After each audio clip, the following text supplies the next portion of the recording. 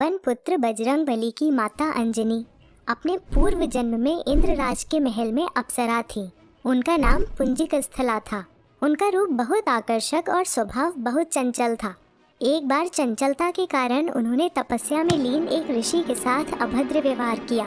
तब ऋषि ने क्रोध में पुंजिकस्थला को श्राप दिया कि वो वानरी का रूप धारण कर लेगी। ऐसा श्राप सुनकर पुंजिकस्थला को आत्मग्लानि हुई और उसने ऋषि से क्षमा मांगकर श्राप को वापस लेने के लिए विनती की। तब ऋषि ने दया भाव से कहा कि तुम्हारा वानर रूप भी परम तेजस्वी होगा और तुम एक बहुत ही कीर्तिवान और यशस्वी पुत्र को जन्म दोगी। आइए मित्रों, स्वागत है आपका गुरु ज्ञान यूट्यूब चैनल में। आइए आज की कड़ी में जानते हैं बजरंगबली की मां अंजनी के पूर्व जन्म की विस्तृत कथा। साथ ही हम आपको बताएंगे कि बजरंगबली का जन्म किस प्रकार हुआ और क्यों उनको वानर रूप मिला।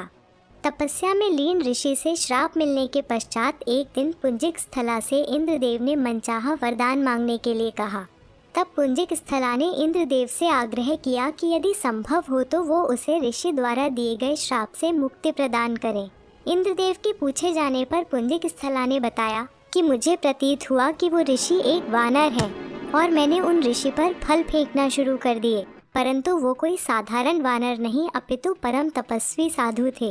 मेरे द्वारा तपस्या भंग होने के कारण उन्होंने मुझे श्राप दिया कि जब भी मुझे किसी से प्रेम होगा तो मैं वानर का रूप धारण कर लूंगी।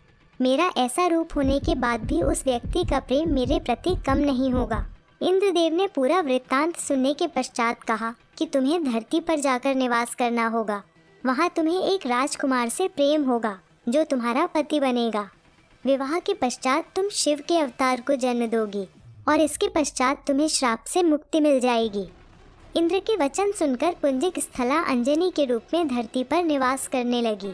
एक बार वन में उसने एक युवक को देखा जिसकी ओर वो आकर्षित हुई। जैसे ही उस युवक ने अंजनी को देखा, अंजनी का चेहरा वानर का हो गया। अंजनी ने उस युवक से अपना चेहरा छुपाया। जब युवक उसके पास आया तो अंजनी ने कहा, मैं बहुत बदसूरत हूँ।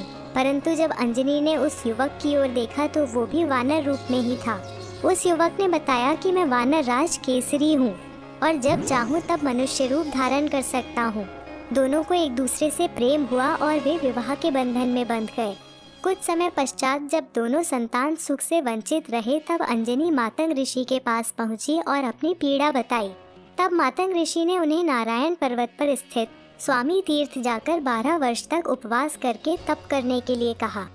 इस प्रकार वायुदेव ने अंजनी की तपस्या से प्रसन्न होकर वरदान दिया कि तुम्हें अग्नि, सूर्य, सुवर्ण, वेद वेदांगों का मर्मज्ञ और बलशाली पुत्र प्राप्त होगा। यह वरदान प्राप्त होने के पश्चात वे शिव जी की तपस्या करने लगे। तब शिव जी ने प्रसन्न होकर उन्हें वरदान मांगने के लिए कहा और फिर अंजनी ने ऋषि द्वारा मिले श्राप के विषय में बताते हुए कहा कि इस श्राप से मुक्त होने के लिए मुझे शिव के अवतार को जन्म देना है। इसलिए हे महादेव, कृपया आप बाल रूप में मेरे गर्भ से जन्म लें। शिव जी ने अंजनी को आशीर्वाद दिया और उनके गर्भ से बजरंगबली के रूप में जन्म लिया। अंजनी पुत्र होने के कारण हनुमान जी को आंजनेय भी कहा जाता है। और दोस्तों, यहाँ पर समाप्त करते हैं हम आज की कड़ी। आशा करती हूँ आपको यह जानकारी पसंद आई। अपने लाइक्स, कमेंट्स और शेयर से अपनी राय हम तक ज़रूर पहुँचाएं। नमस्कार।